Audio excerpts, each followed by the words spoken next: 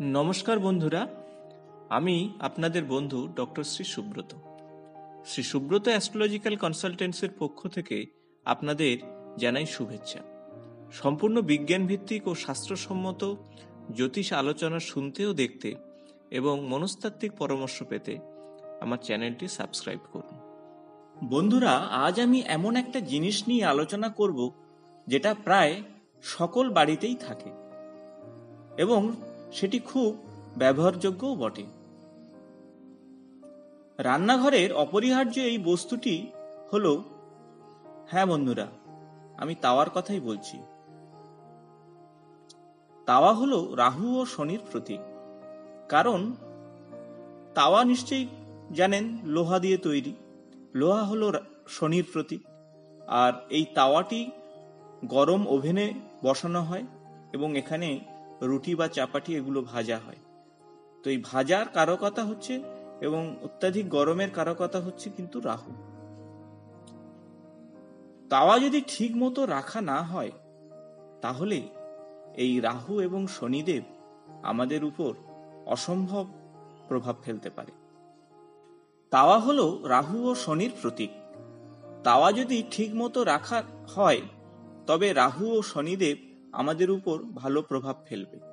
আর তাওয়া যদি প্রপার ওয়েতে না রাখা হয় তবে রাহু ও শনি আমাদের উপর বাজে প্রভাব দেবে। আবার তাওয়া লক্ষ্মীর সঙ্গে সম্পর্কযুক্ত, কারণ তাওয়া দিয়ে খাদ্য তৈরি হয়।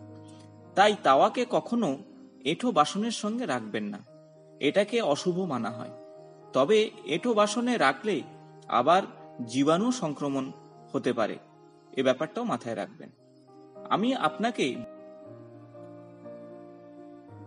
আমি অনেক বাড়িতে দেখেছি যে তাওয়ার হাতলটা ভাঙা, তা সত্ত্বেও তারা নির্দ্বিধায় তা ব্যবহার করছেন।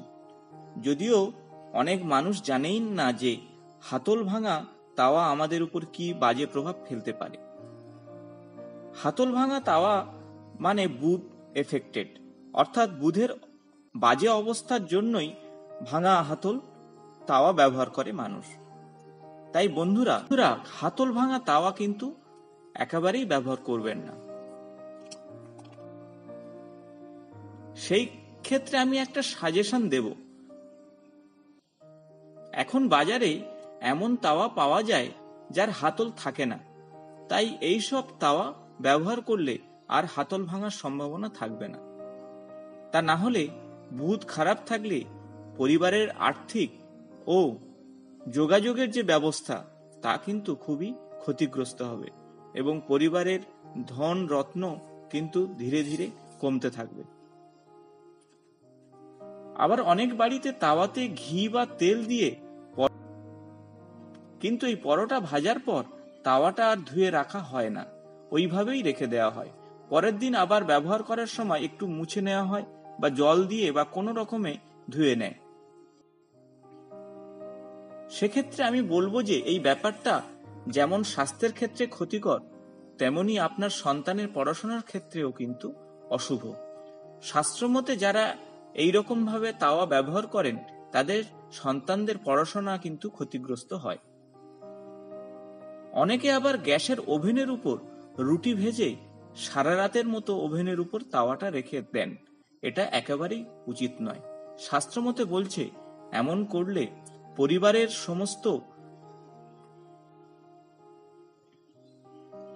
শাস্ত্র বলছে এমন করলে পুরো পরিবার অগ্নিকোণে চলে যায়, যার ফলে পরিবারের সকল সদস্যদের স্বামী স্ত্রীর রোমান্টিকতা হ্রাস পায়। মানে স্বামী স্ত্রীর মধ্যে অসম্ভবভাবে সম্পর্কের টানাপোড়েন ঘটতে থাকে এবং ভুল বোঝাবুঝি দেখা যায়। স্ত্রীর প্রতি স্বামীর রাগ বৃদ্ধি পায়। তাই ভুলেও ওভেনের উপরে তাওয়া রাখবেন না। এঁঠো বাসনের সঙ্গে তাওয়া রাখলে শুক্রদেব রুষ্ট হন। তার ফলে দেখবেন বাড়ির দামি জিনিসপত্র যেমন টিভি, ফ্রিজ এইসব নষ্ট হতে থাকে।